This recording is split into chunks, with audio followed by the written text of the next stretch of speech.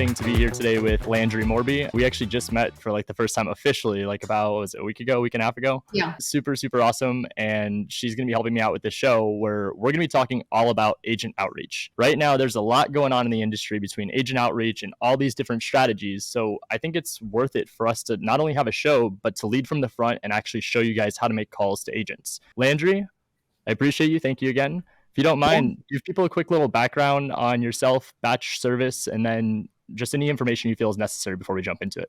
Yeah, absolutely. Well, my name's Landry. I'm the community manager with Batch Service. So, I get to connect with everybody in a really fun and interesting way, getting into challenges and helping people really network and connect. There's so many different types of people in the business that utilize batch leads. And that's really the goal, is just bringing people together in the mission, the way that they connect in there. So people that are real estate agents, that are wholesaling, of course, fix and flipping. We have contractors in there, people in the roofing industry, there's lenders.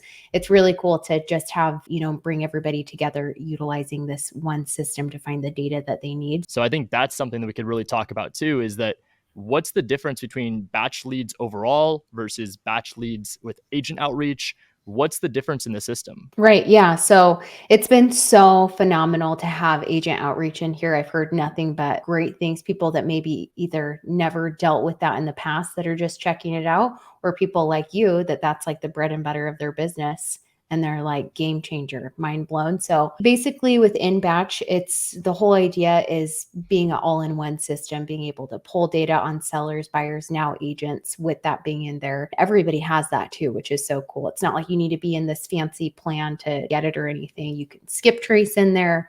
You can market. You can make phone calls in there. You can send direct mail, check your reporting. So really the whole mission here is being able to not have to juggle, 9 different systems, what everybody's used to doing, which is the power of the tool. And we're just continuously growing and adding more. So I'm excited. One of the things that we want to talk about at the beginning is why, again, agent outreach and some of the key fundamentals. One of the things I want you guys to understand is that I'm obviously talking about this to you guys, mostly being investors. What I don't think people fully understand about what I try to preach is that I'm actually an agent myself. I've been an agent for 7 years. Started off 18. I'm 25 now. I'm still a baby, but 7 years into the industry, I have gotten whatever it is cracked on the code from being a successful realtor without having to go out there and show a bunch of houses, list a bunch of properties. And it's because I use the tool in the tool belt. So inside this show, if you guys have questions, it is a live show. So what I ask is, if you guys don't mind, we are going to be asking for engagement. We're going to be asking for collaboration.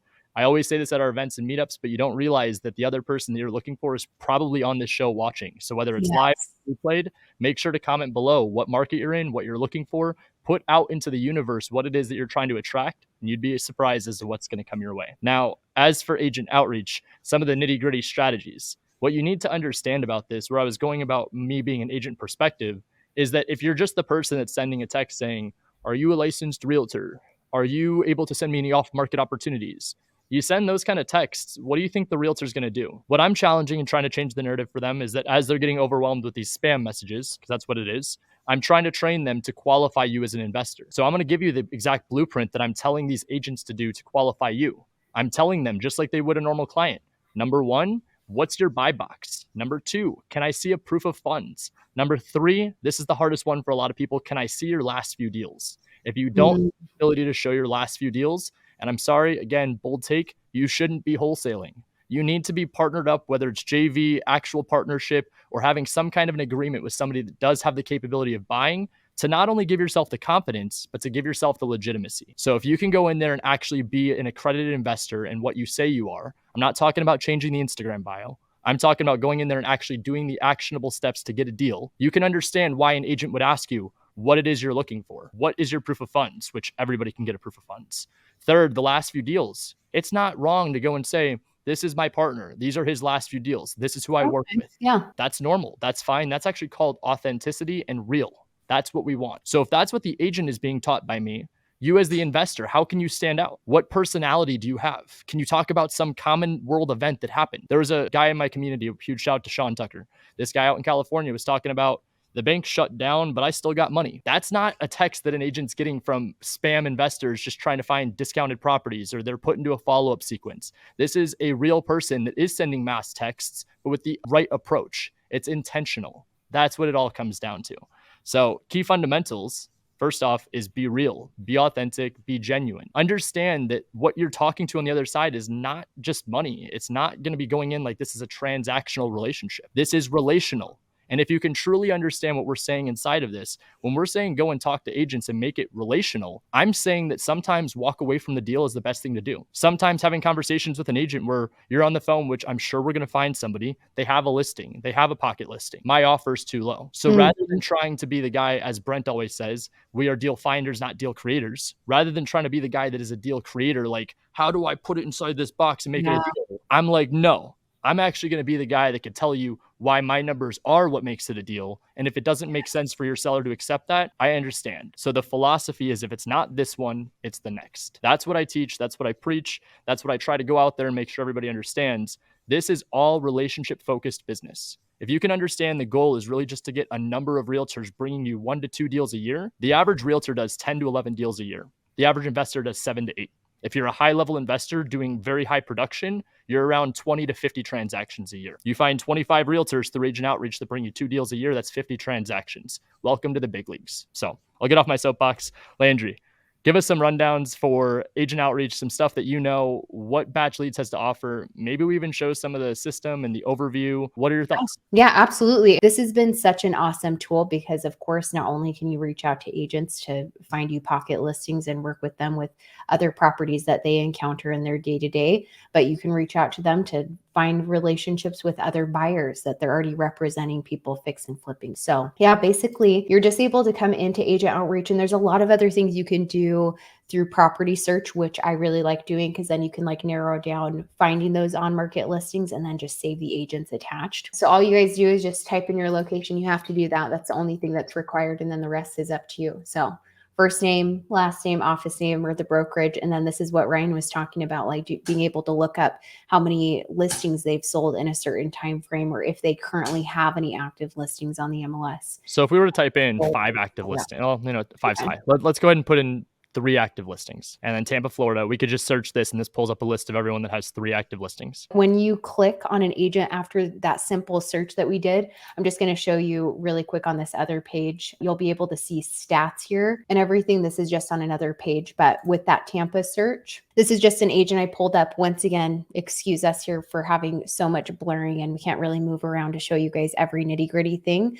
But here I can see that they currently have these 2 active listings. One sold recently in May, and then there's another one they have pending currently. They have a couple pages of properties. Can't go into all of them, but super easy, and anybody can do this, and you don't have to like save the agent or skip trace them or anything like that. You just have it right there on everybody's card. And then you can go and click on that active listing. You know, what was funny is when diving into this, when this came out, there was in Memphis, we were looking for active listings, and there was one, I think it was listed for 70, and in the description by the agent, it says no wholesalers. What do you think about agents like that say in their actual listing, no wholesalers? So first off, what's my opinion? It's naive. It's inexperienced. It's uneducated. It's lazy. Do you think they got burned in the past? Of course. And how can that?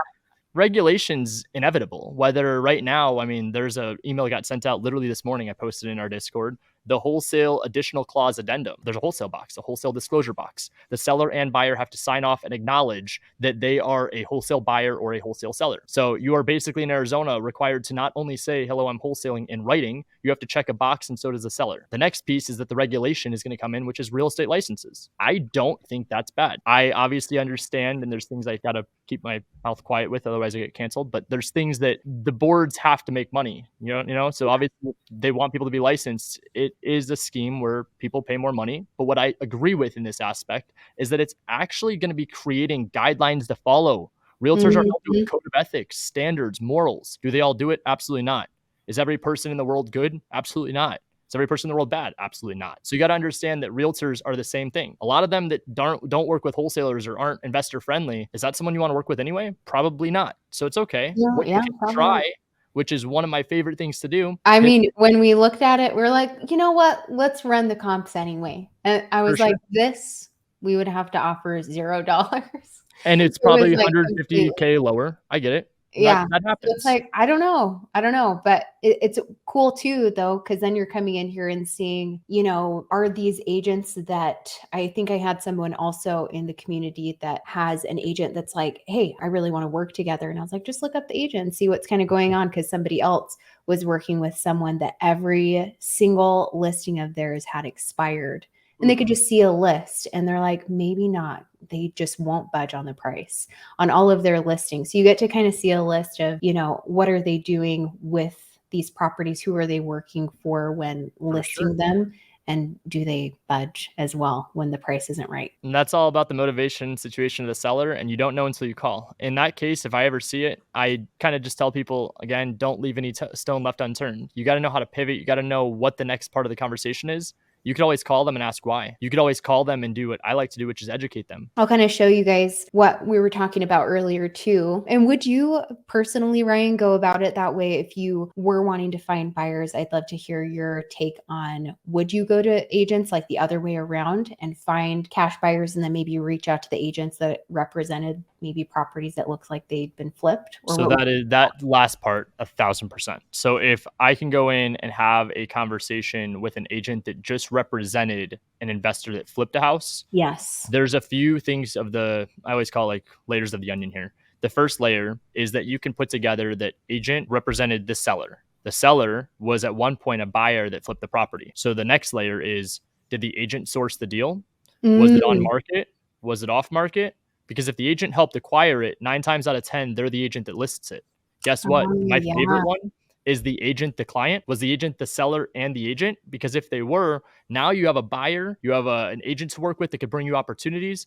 Every person that is an investor that buys and flips or buys and holds, guess what? They don't buy every property they see. So the question is, are you wholesaling? If they say no, ask them why. The team that I'm working with now that is doing crazy amounts of volume with us, you know what the craziest thing is?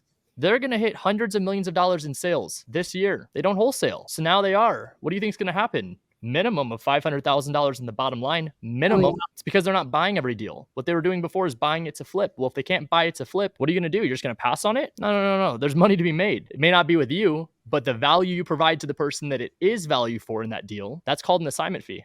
That's wholesaling. That's what we're looking for. Don't worry about trying to be the guy. It's like, I need a guy or a girl that needs to be the one. I'm going to go make X amount of dollars on this assignment fee. That's how much I have to make. No, no, no, no. You want to make more money, get the deal lower. You want to make more money, get a buyer that pays more. The value you provide is nothing more than what somebody's willing to pay for. So if that's a buyer, whether that's education, whether that's even a product in a store, the value is based on the consumer being your buyer. The buyer's looking for the deal. How good's the deal? Stop worrying about if you're going to make 50K, 20K, 10K, $1,000. There's a guy in our community that literally is like known right now for getting these $500, $600, $700 assignments. Is that sexy? Not always, but you know what is? Experience in deals and being able to say that what you put down as your word was a guarantee. Yep, consistency and just moving on. It doesn't matter about, I love that. With this, wanted to show you guys, we'll just keep it in Tampa with kind of tying it together with finding agents, super easy in here. And I just went to now property search and then I searched in Tampa, click search. It pulls up just the grand total results. So we haven't filtered anything yet, but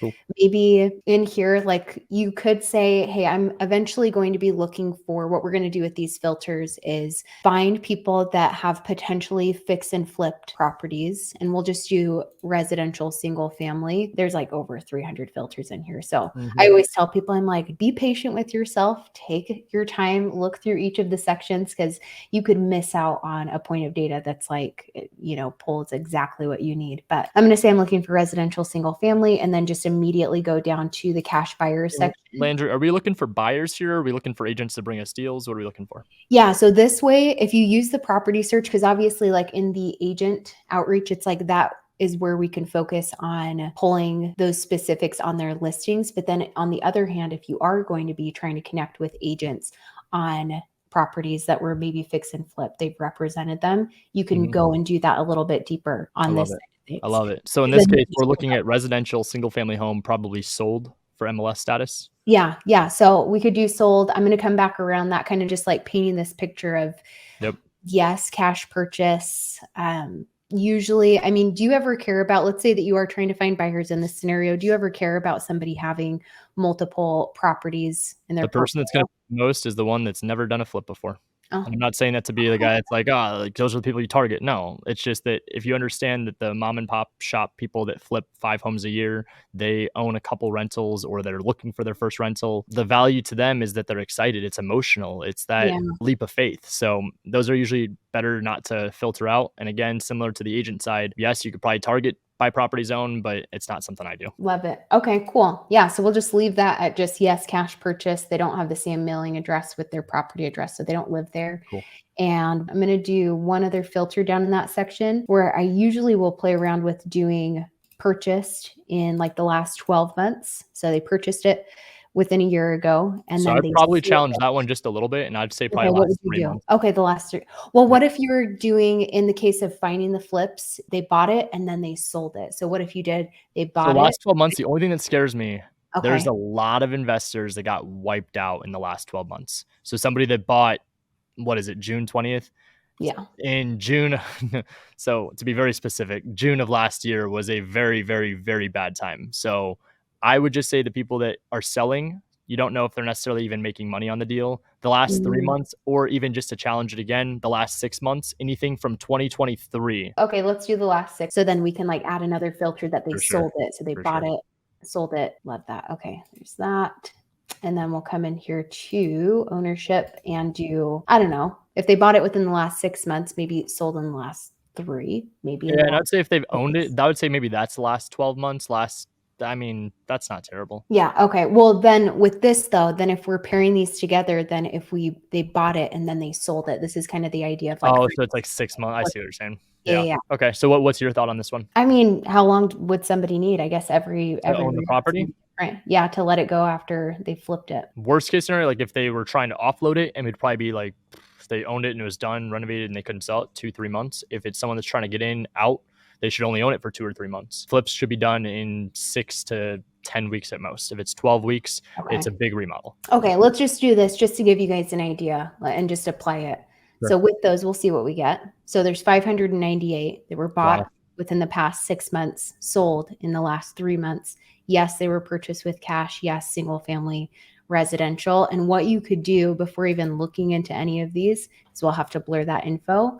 But the big idea with this is if you filtered down like a really nice, you probably way smaller than this even, but you could just save the agents and then just call the agents attached to those properties that were bought and sold and be like, hey, I noticed you represented this property and start looking into all the details there, which is a really great Sure. way to do. I love it. I love it. And I love that new feature, save agents. This is what this is all about. I mean, I get excited when we start talking about agent outreach just because obviously this is my bread and butter. But I'm excited because there's always the people that are like, Ryan, you're crazy. You teach everybody, they're all going to go and do it. While I will make the same argument, and you guys are right to an extent, Phoenix is a hellhole on the MLS. It's probably my own fault. But Oh, all that said, I will say that you guys need to understand the opportunities are everywhere. I just went from not being able to pull 40 in a month anymore off the MLS and through agents to now we average about 7 to 10. So 7 to 10 deals is still not a bad month. And we also had a very serious conversation as the market shifted about what our capacity is. And this goes back to awareness and what the end goal is. For us to create enough cash flow, which is active income, we are looking for 7 to 10. 7 to 10, averaging 10, 20K per deal. That's still not terrible. So you just have to figure out what it is you're trying to accomplish, what pays the bills, what puts a roof over your head, food on the table, and then understand that this strategy truly is the best place to start. That is the one thing you will hear me say that is biased about this strategy. I mentioned earlier, I don't mind if it's a stepping stone. I want to make sure you guys are clear. This is the best place to start. That is the only thing I will say, and I will let somebody freaking put me in the grave until I'm horrible with this, with analogies, by the way. But we're going to try to make you guys understand agent outreach is where you need to start. That's wholesaling. If you choose to go to direct to seller, by all means, I understand, I respect it, I will challenge you, but that doesn't mean that I'm right. It's just because I know what it takes to be a good, successful direct to seller wholesaler. And not many people talk about it on camera, what it's actually going to take to be successful direct to seller. Agent outreach, you can make mistakes and didn't cost you anything more than your time, didn't cost yeah. you money. Once you get a couple deals under your belt, 10, 15, 20K in the bank, now you've got options. You could go do private lending. You could go do fix and flip. You could go do development. You could go do creative finance. You could buy and hold long term or short term. You could go do all the different things in the industry that you want. But first things first, let's worry about making some money. Let's worry about going and getting your foot in the door with the lowest barrier of entry possible within wholesaling, which is working with agents. The thing that I'm trying to change the narrative with is I want you guys to understand how to efficiently do it, how to properly do it, how to ethically, morally, foundational, everything around that. You need to do right business. Good people do good business. People like doing business with people they know, like, and trust. So if you are able to get that know, like, and trust from realtors, now it's a matter of just scaling. That's the third S we talked about. Stop worrying about trying to scale this strategy and how do I submit 30 offers in a day? Stop. How many of you are saying I need to submit 30 offers in a day, but you're not even calling one agent? How many of you are saying I need to submit 5 offers in a day, but you're not even going and sending one letter of intent? You're not even looking at the MLS. You're saying things that you feel like you need to do rather than doing what you know you need to do and should do. What you need to do is the green time. It's the money making. When people tell me they're not happy, I do nothing more than just start asking questions. I just want people to be able to ask themselves some of the hard questions that we don't talk about, which is it's not how many pieces of data did you pull or how many lists did you skip trace or stack or all this stuff. It's how many offers in a day did you submit? The next question is how many conversations did you have? If you're not submitting offers, you're not making money. If you're not having conversations, you're not building relationships, which lead to making money. That's it. There's nothing special. It's writing offers, it's having conversations, and doing it consistently. So awesome. I'm excited. I mean, this show is going to be so game changer because I think people really need to just see the whole breakdown and the whole flow of what that looks like. Sure, you get the data, but it's like, what do I do with it now? How does that conversation go? You know, what do I say to, of course, everybody's going to make mistakes. There's no way you're just going to be perfect at all times, but I think it's going to be so, so good of YouTube. Absolutely. So that down there is the link for the Batch community. It's in Slack. Again, I'll work on them. It took me a little bit of time to get them agent outreach, but we will make sure they're in Discord sooner or later. Next, we've got the Agent Investors Discord. We do live calls with agents every morning. It's a free community, free forum, free ability to send us deals, get a non-refundable earnest money offer. So if you have deals in Texas, Arizona, or Florida, I'm willing to put up $5,000 non-refundable on deals. I will be your buyer. You can send me stuff before you even have it under contract, and my team will give you a number that we could commit to on a deal. So agentinvestors.com/Discord. We are here to help, provide, and serve. And also, too, again, Landry, thank you so much. This is going to be a blast going through the show. I just can only imagine how much value everybody's going to get by the time it's all said and done. Hopefully, you guys pop into the community, and we will see you guys next week.